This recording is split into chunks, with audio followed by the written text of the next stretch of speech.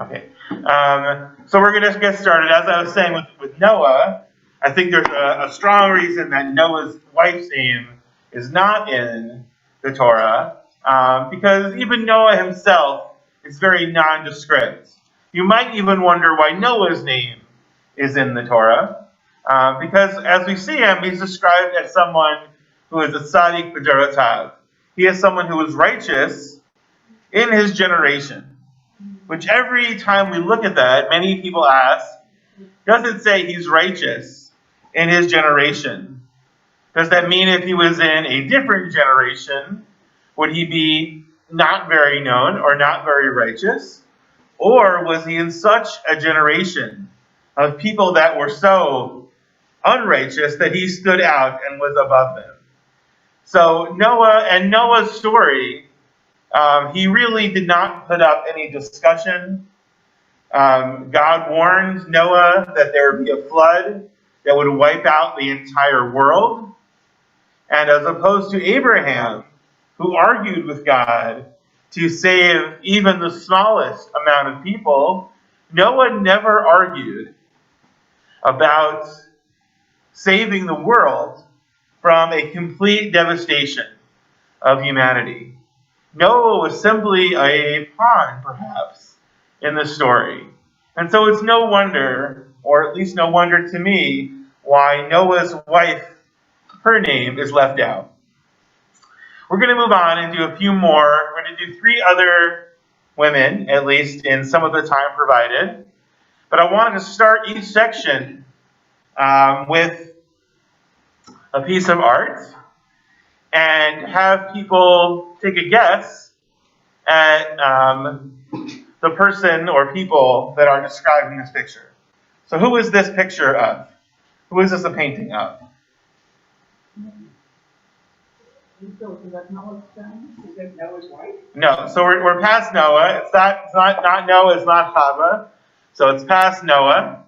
But it could be anybody else in Tanakh. And really there are 2 women, of course, that are pictured here. While you think about it, I wanted to start with, now that more people have gathered, I wanted to make today's learning as a merit to the Ilui Neshama, as the uplifting of the soul and the memory of our friend Judy Skolnick, who passed away, I believe this morning.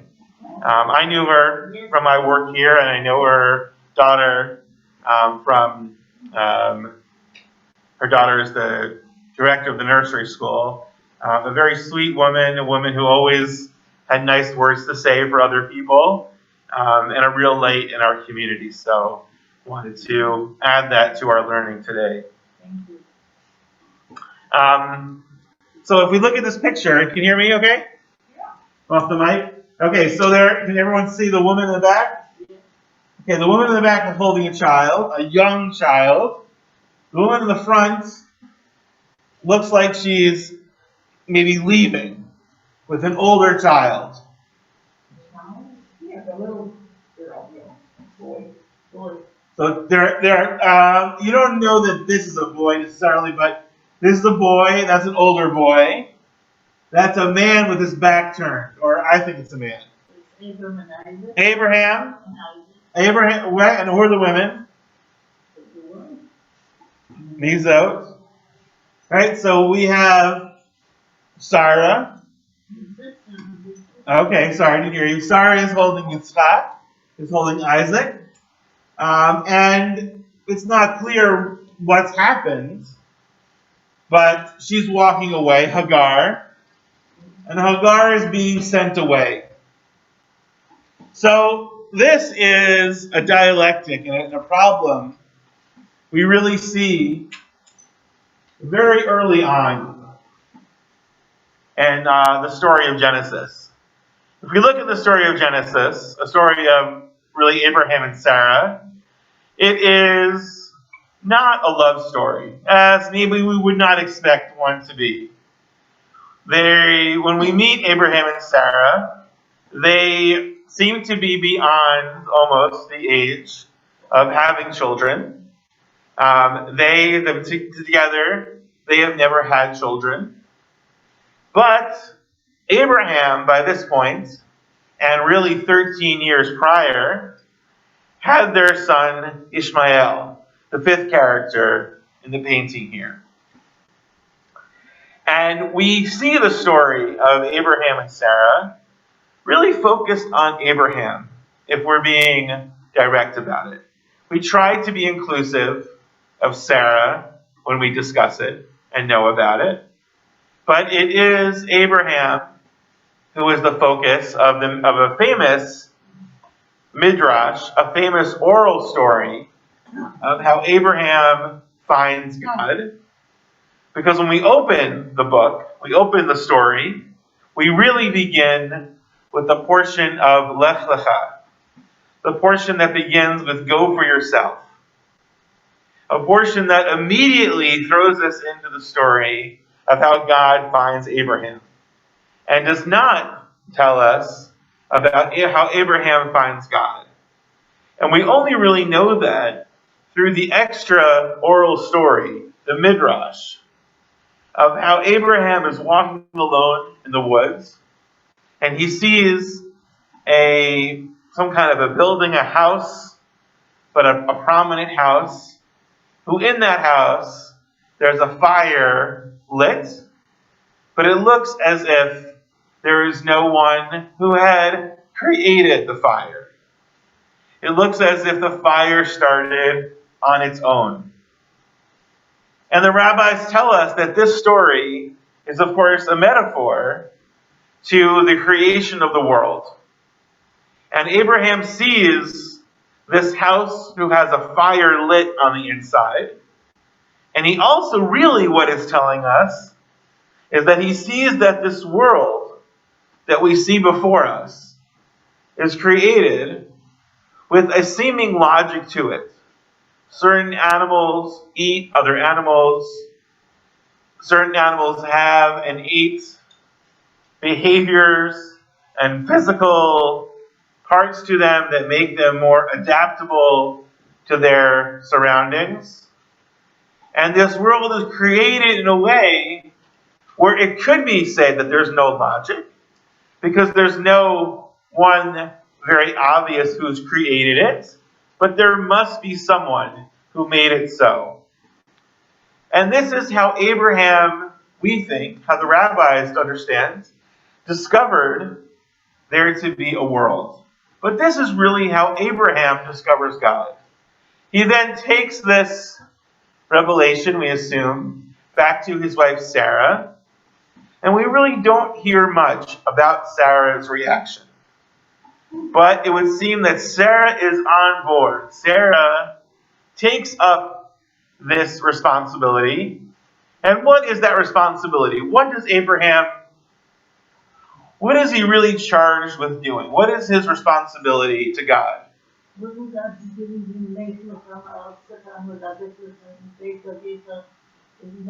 Yes, so he tells them to go for yourself.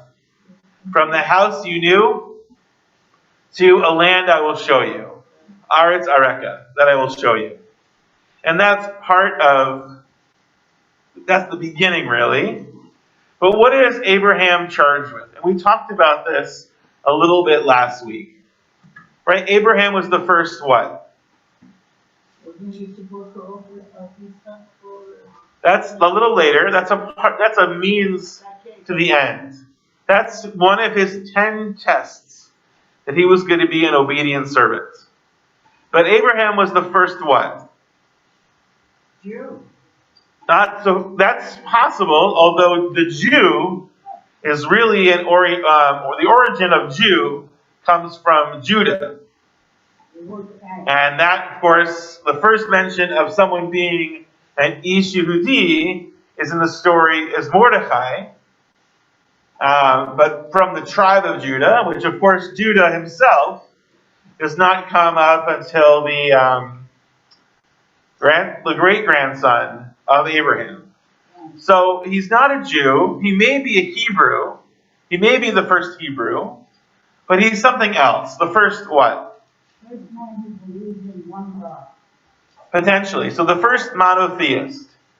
But you have to recall that Adam also, we assume, believed in God.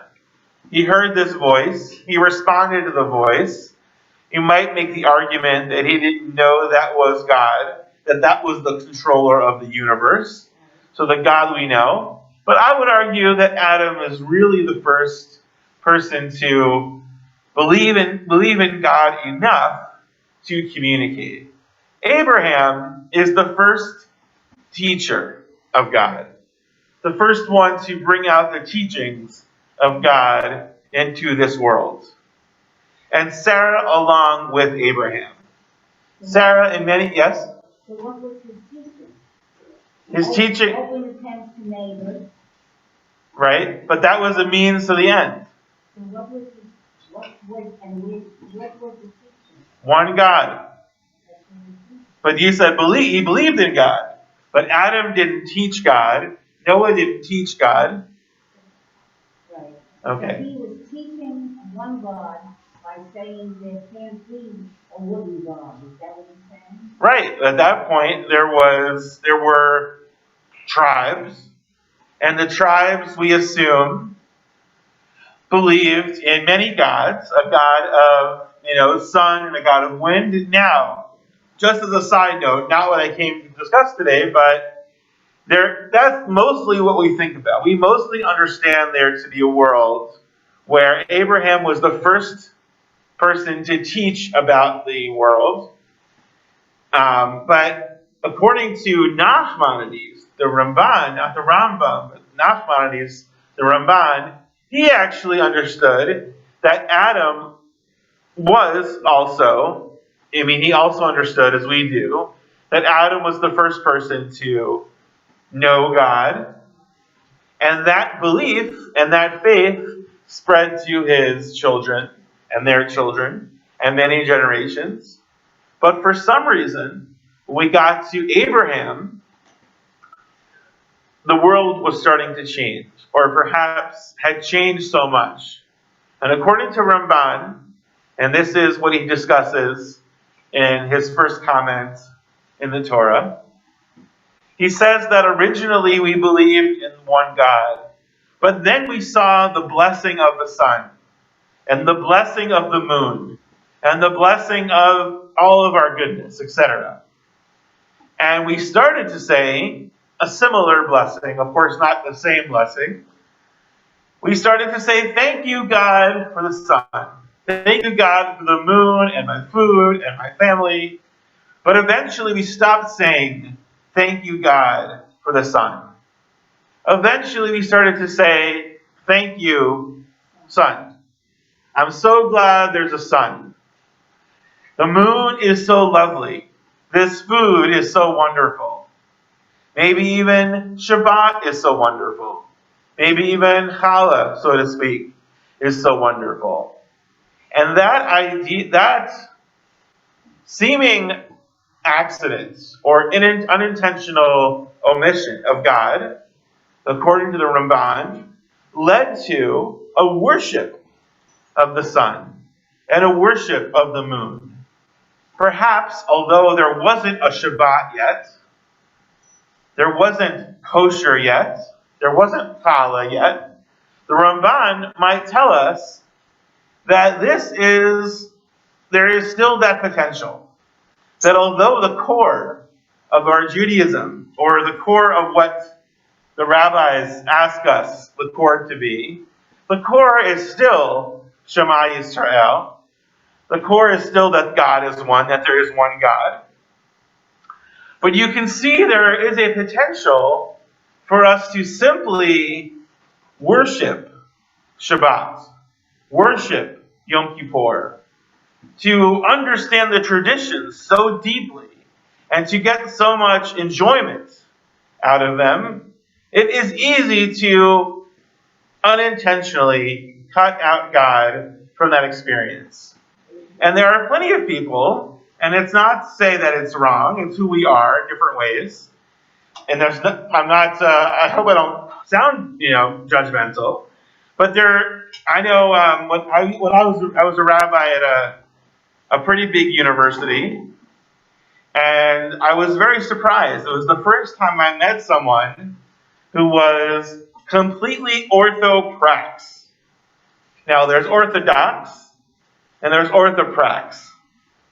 Maybe a term made up. But orthodox, of course, is a unified belief in God. Orthoprax is a unified practice of certain traditions without God. So he did not believe in God. He wasn't searching. He wasn't doubtful. He completely knew that there wasn't God. But he also wouldn't drive on Shabbat. He also ate only kosher food. Because he was so enwrapped in the tradition and gained so much significance in his life from the tradition and didn't believe in God as a part of that. And this, you can see that that's the trend that the Ramban saw. Anyway, so this is Sarah and Hagar. And Hagar's role here was to help create Ishmael. She is the mother of Ishmael. And it seemed before Yitzchak, before Isaac, that perhaps Ishmael could have taken the power, taken the obligation, and the task to teach about the oneness of God. But perhaps you could understand the story to be that Sarah was able now, by God, to be called back. That it was not, that there was something about Sarah that the Jewish people had to come from her. And of course, this is one of our first places where we see about the very controversial story and narrative of the matrilineal descent.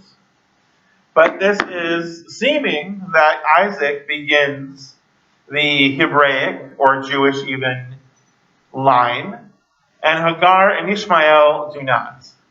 And of course, legend tells us that Ishmael that eventually becomes the father of Islam, but Isaac becomes the father of the Jewish people. And Sarah knows that the two cannot work together. The two, at some reason, that Ishmael and Isaac cannot function together. And at the very beginning of Isaac's life, it says that Isaac and Ishmael were playing together. They were joking around. They were perhaps even friends. And this, for some reason, immediately rubs Sarah the wrong way. And she seems to know more than even Abraham and no more than Hagar, as she asks Abraham to dismiss them, to send them away.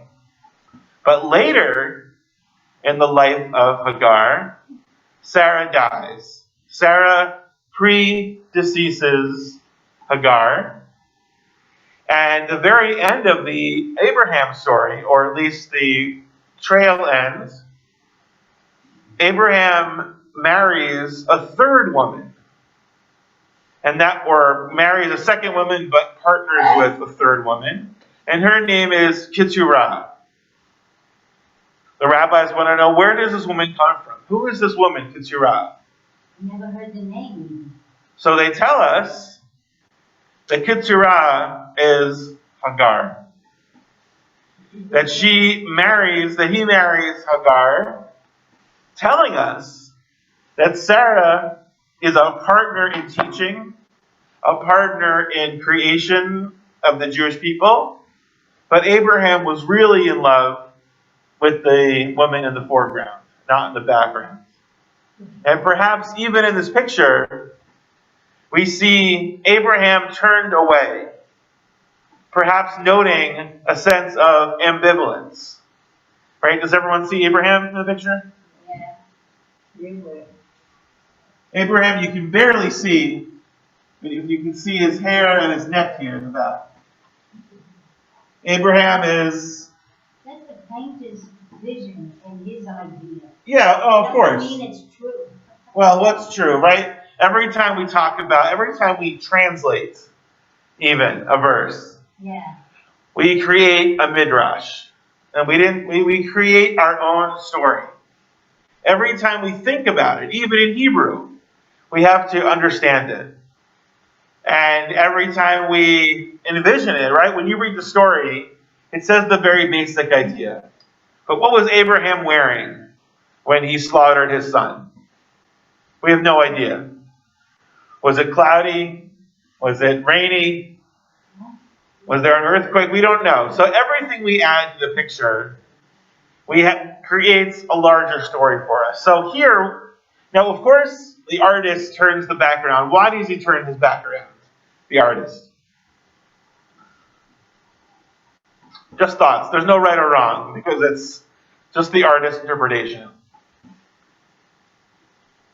I think it's his noting Abraham's ambivalence. He knows that Sarah is meant to be the mother of the Jewish people. He knows that Isaac needs to be the next father. He also knows that Isaac and Ishmael can't work together. They can't be brothers. Because if they're together, how will Abraham pass along this tradition? It's a very similar idea, of course, to how Isaac responds and Rebekah respond to their twins, Jacob and Esau. Jacob and Esau also need to be split apart eventually. So Sarah here is someone who sends those away. Sarah has to take the reins here and dismiss Hagar, while Abraham is left ambivalent. Let's move on.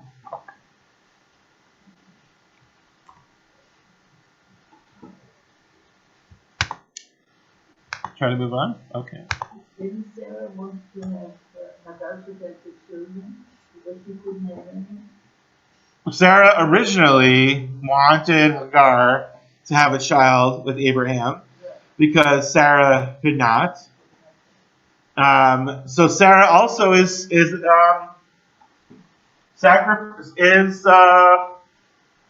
leans towards sacrificing herself. Today this would be, we would consider that not morally suitable to allow your husband to mother a child for your husband. We don't know about the morality then. Morality seems to be an evolving concept. Yes? They still have surrogate. No, they are doing it today. They call it surrogate parent. Oh, is that where that comes from? Surrogate? Well, it's not a wife, but that you Right. choose a person who you have a understanding with or paper with, and that person is the one that carries even the baby. Right. That's a little different than, that's a biological. But she accepts it and he accepts it. So Right. But we don't assume that this child was made in a lab. We assume that that Hagar had intercourse with Abraham, which is a little different than a surrogate mother. So I'm speaking more about that sacrifice than about just mothering a child, but that's true. And I'm wondering now if this may be a far-fetched idea, but I'm wondering if the word surrogate comes from Sarah. Is that possible? Anyone know? That's too far-fetched. Okay, but it's a nice coincidence. Okay. that was their idea in those days of a surrogate. Yeah. I can't have a child. I know you want a child. I'd like a child. You have my permission to get somebody. Right. Take my name. But you're not saying that the maiden could have been, saying to her, oh, look, I can have a child with your husband, but you can't. There's things going on like that today too. Right. Okay, let's move on. We put a lot of time on that first one. Let's see. I'm not sure it's completely obvious. Well, it might be. It's still in Genesis. So there's, and the focus, the hint here is this scepter. So there's a gentleman holding a scepter, and he is holding it at this disguised woman. Does that ring any bells? How is he disguised? She is disguising herself. As best as this artist can depict disguise, she is clothing herself in this rag. Covering herself, thank you. So I'll start to read the story, which I think is familiar. In the book of Genesis, Tamar is Judah's daughter-in-law. And she was married to Judah's son Er. Er died, leaving Tamar childless. It was then the law, as it is today, and a certain idea of it, that Judah's next son, Onan, would have to have sex with Tamar and give her a child. But Onan didn't want to procreate, didn't want to conceive a son. And so Onan died also. And then Judah said, live as a widow until Shelah grows up. Because he was worried his third son would die after being with Tamar. But Tamar was not going to have any of this. And so Tamar takes off her clothes as a widow and disguises herself and basically seduces Judah. And Judah sleeps with her as a prostitute. And she becomes pregnant. And then she goes home and puts on her widow's clothes again. Months later, when it's discovered she was pregnant, she's accused of prostitution and was sent to be burnt. Instead, she sent Judah's pledge offering to him, saying, I am pregnant by the man who owns these. Because Judah leaves behind this scepter. And Judah's saying, and basically turns the story around. So Tamar basically takes charge here, because where Judah would have left her is to be a widow and not to mother the next generation. So Judah also takes up the responsibility, or the man here was scared of that responsibility. Very similar to Sarah. The next one's a little easier.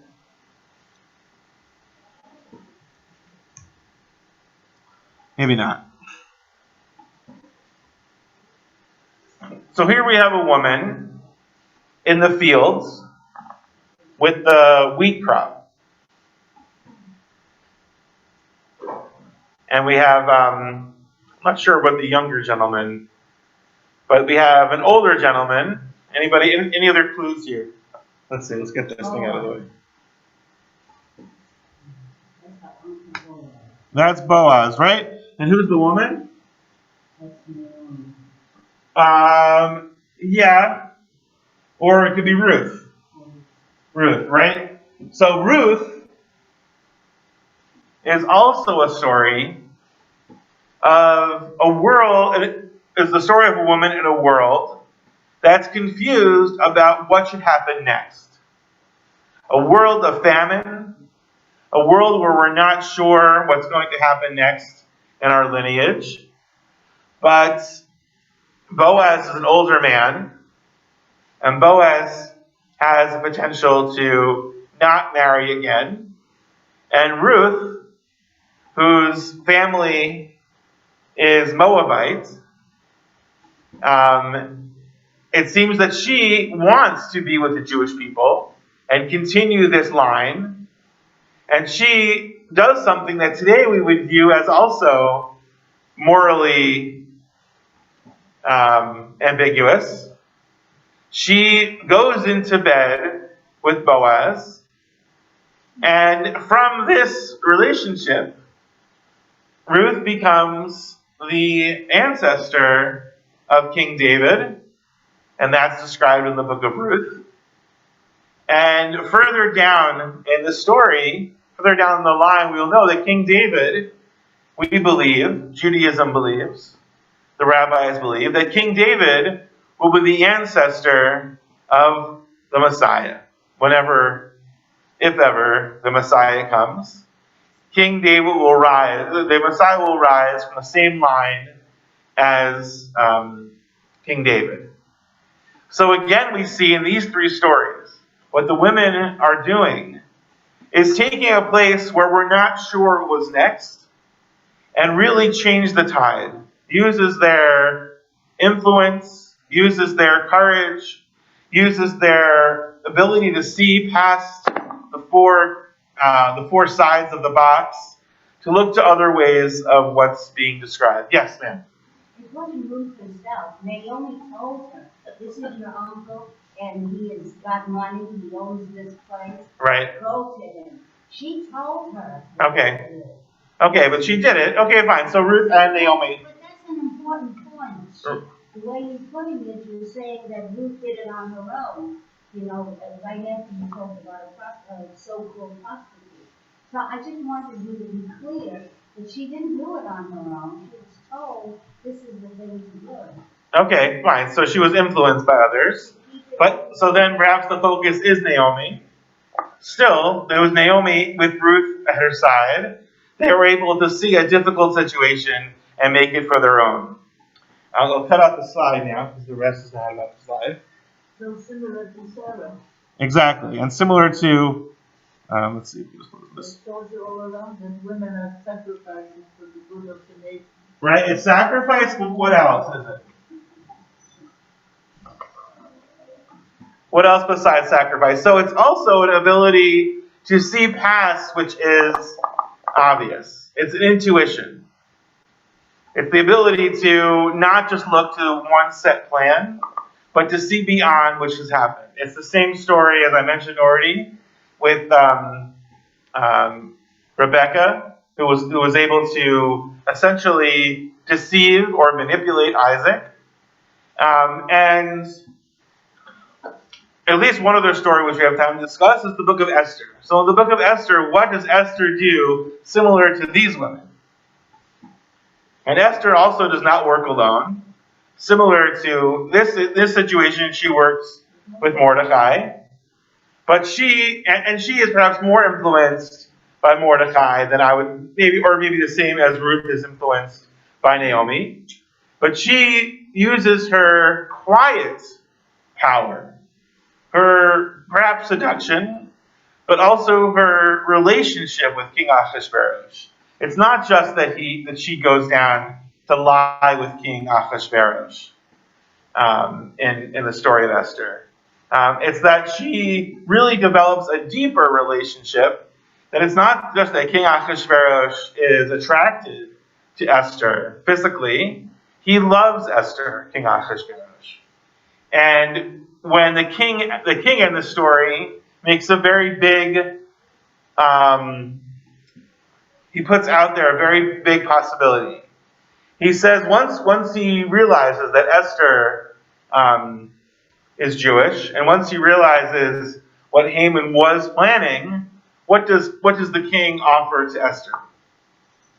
Everything, the queen. Don't be the queen. Well, he says that you can have half of my kingdom, and this is to tell us that the queen allowed the king to be able to, or Esther allowed the king to be able to offer what he wanted, as opposed to demanding what she wanted instead. While on the other side, Mordecai was ready with the troops and the army and the gathering of all peoples and all places. Esther was there with a more faint encouragement and influence. One more idea. So one more picture we don't have here, just to kind of finish with, is the name Devorah. And there are a few names that I looked at, but I didn't include today, there are a few names of heroes in the Jewish Bible, in Tanakh, that are that share their names with animals. And one of those names is Devorah. So what does the name Devorah mean? What's that? Sirs? Tell us. So Devorah is also a bee. So a Devorah, also the name is like talking, like a bee that buzzes perhaps. But a bee seems to be a mostly negative idea, although I guess it creates honey. But anyway, we also think of bee as something that is not the most ideal, certainly not kosher. So I saw in one place, and it's from, a rabbi brings it out from Midrash and Devarim, that the reason we could compare this great Devorah, and who was Devorah? There are two big Devorahs, or there's one big Devorah and one little Devorah in Tanakh. The first Devorah is simply a nursemaid in Bereshit. But of course, the bigger Devorah we have is in the book of Shoftim, in the book of Judges. Devorah is a very powerful judge, and not the judge we think about, not Ruth Bader Ginsburg. But a judge, of course, is a powerful force, so really a general. And at a time where there was no real leader of the Jewish people, a time where there was no king or queen, the judges in the early books of, in the first book, the second book of after the Torah, the book of Judges, a time when different generals led as if they were ruling as kings and queens. And Devorah was one of these people. So the reason we have this name, Devorah, is that just as a bee swarms behind her leader, so too are the Jews led by the sages and prophets who teach and guide them.